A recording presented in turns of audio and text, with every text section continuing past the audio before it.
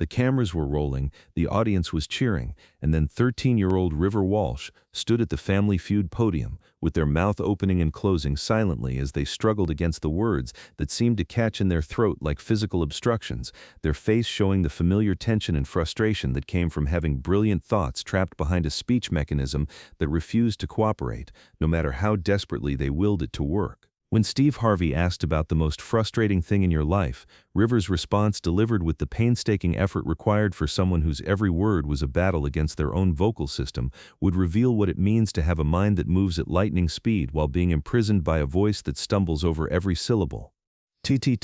Talking.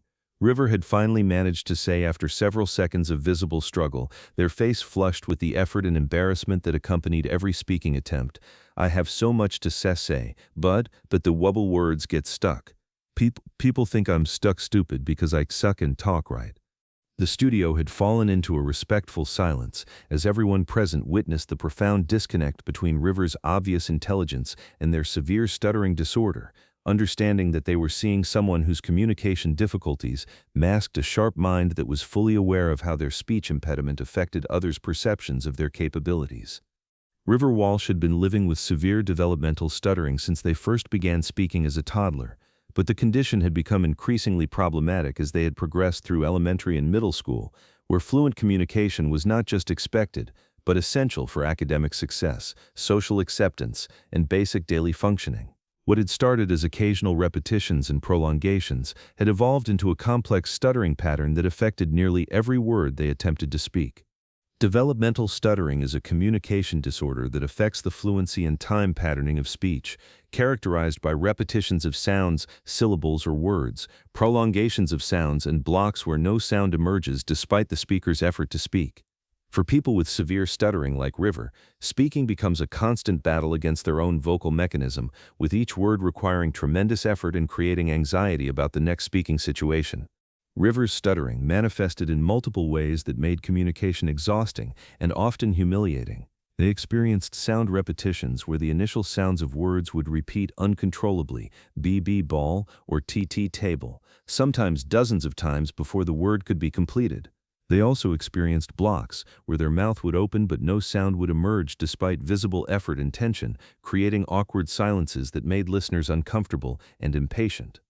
The most devastating aspect of River's stuttering was the way it affected their relationships and opportunities. Despite being exceptionally intelligent with advanced reading skills and sophisticated understanding of complex topics, River was often perceived as less capable because their speech difficulties made them appear hesitant, confused, or intellectually limited. Teachers had sometimes assumed that River's communication problems indicated learning disabilities, peers had mocked their speech patterns, and strangers often finished their sentences or spoke to them as if they were much younger or cognitively impaired. The social impact of River's stuttering had been profound and isolating.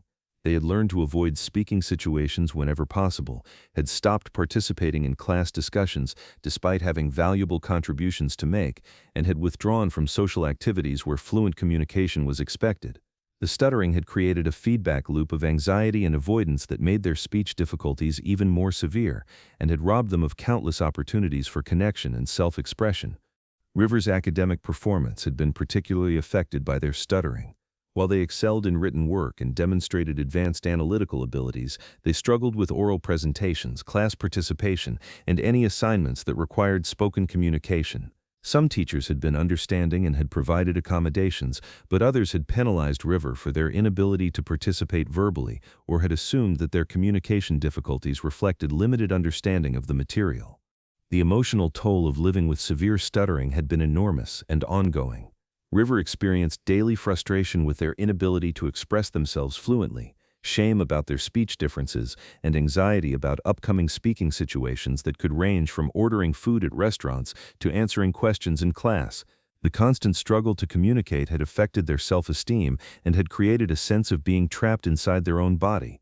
River's family had been supportive but had also struggled to understand the full impact of stuttering on their child's daily experience.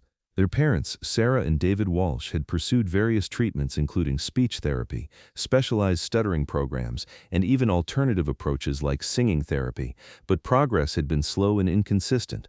While some techniques helped in controlled settings, River continued to experience severe stuttering in real-world situations.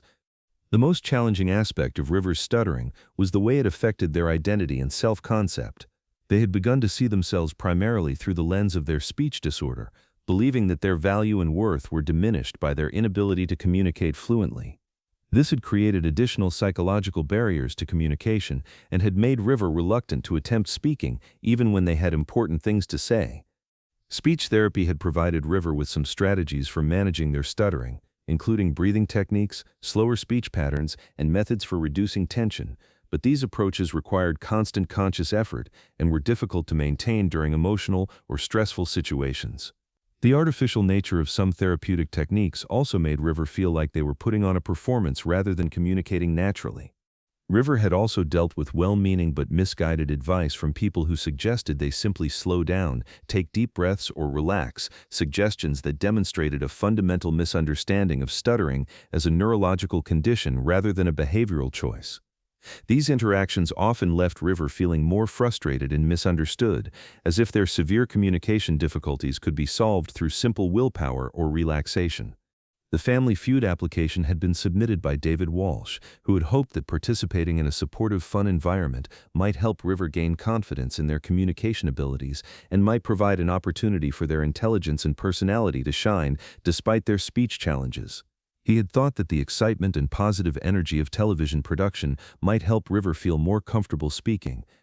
During the pre-show preparations, River had been visibly anxious about the speaking demands of the show, but they had also been excited about the opportunity to participate in something they had watched and enjoyed for years. The production team had been patient and accommodating, allowing extra time for River's responses and ensuring that they felt supported rather than pressured during their participation. The game had been proceeding with River participating as much as their stuttering allowed, clearly demonstrating intelligence and quick thinking despite the significant effort required for verbal communication. The Walsh family was competing against the Martinez family from Arizona, and while both sides had been playing with enthusiasm, there was something particularly touching about watching River persist in participating despite the obvious challenges their stuttering created. But when it came time for the category "The Most Frustrating Thing in Your Life," and it was River's turn at the buzzer, the question had struck directly at the heart of their daily struggle with communication and the barriers their stuttering created in every aspect of their existence. Steve Harvey had approached the podium with his usual warm energy, but something about River's visible tension and the way they were clearly preparing for a difficult speaking task had made him immediately more patient and supportive than usual. "All right, River," Steve had said gently, his voice conveying that he had all the time in the world for River's response. "The most frustrating thing in your life. Take your time."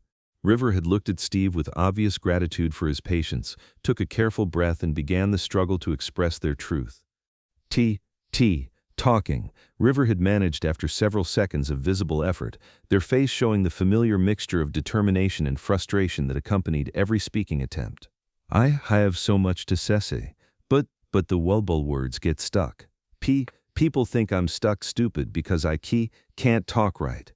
The studio had become completely quiet as everyone present understood the profound courage it took for River to share their experience while simultaneously demonstrating the very challenge they were describing.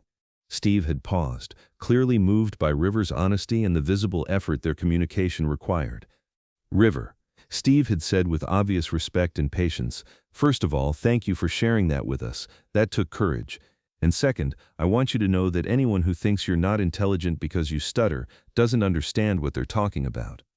River had looked up at Steve with obvious relief and gratitude for his understanding and patience. "It's so hard," River had continued, their speech becoming slightly more fluent as they felt accepted and supported. "I know the answers, I have good ideas, but people get impatient waiting for me to talk." The studio audience had listened with obvious respect and empathy as they witnessed someone fighting for every word while clearly having important things to say. "How long have you been dealing with stuttering?" Steve had asked with genuine interest and patience. My whole life," River had replied. "It's gotten worse as I got older. Now I'm scared to talk to anyone." Steve had looked at Sarah and David Walsh, who were clearly emotional as they watched their child describe their daily struggles with communication. "Mr. and Mrs. Walsh," Steve had said, "how has this affected your family?" "It breaks our hearts," Sarah had said through tears. "River is so intelligent and has so much to offer, but the stuttering makes everything harder. We've tried so many treatments, but nothing has completely helped." David had nodded, his voice thick with emotion. "The worst part is watching River avoid speaking situations and miss opportunities because they're afraid of how people will react to their stuttering," David had said. "We know there's a brilliant mind in there that the world needs to hear from." Steve had looked at River with deep understanding and respect. "River," Steve had said, "I want you to listen to me very carefully. Your words have power even when they take time to find their way out.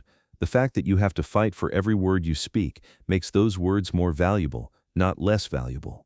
Steve had begun removing his suit jacket, understanding that this moment required recognition of River's communication courage and validation of their intelligence, despite their speech challenges. "River," Steve had said, placing the jacket around their shoulders, "this jacket represents something very important today. It represents the understanding that intelligence and worth are not measured by how quickly or smoothly you can speak. You have important things to say, and the world needs to be patient enough to listen." River had pulled the jacket closer, their face showing a mixture of pride and emotional relief at being understood and valued despite their communication difficulties. Steve had turned to address the studio audience. "Ladies and gentlemen," Steve had announced, "River Walsh is teaching us something crucial about patience, understanding, and the difference between communication difficulties and intelligence. They're showing us that some of the most important voices are the ones that take longer to find their words." The game had resumed with increased patience and support from everyone present, as the audience and production team recognized that River's participation required extra time but was no less valuable for the effort it required. When Steve had asked the final question about things that take real courage, River had answered with improved fluency. Talking when you know people are waiting for you to give up." The episode aired 3 months later and became a powerful educational tool for stuttering awareness and understanding of communication disorders. Speech therapy organizations and stuttering support groups used River's story to help people understand that stuttering is a neurological condition that doesn't reflect intelligence or capability. River had kept Steve's jacket as a symbol of the moment when their communication struggles were met with patience and understanding rather than impatience and judgment. More importantly, their experience had connected them with stuttering support groups, and it helped them begin developing greater confidence in their communication abilities.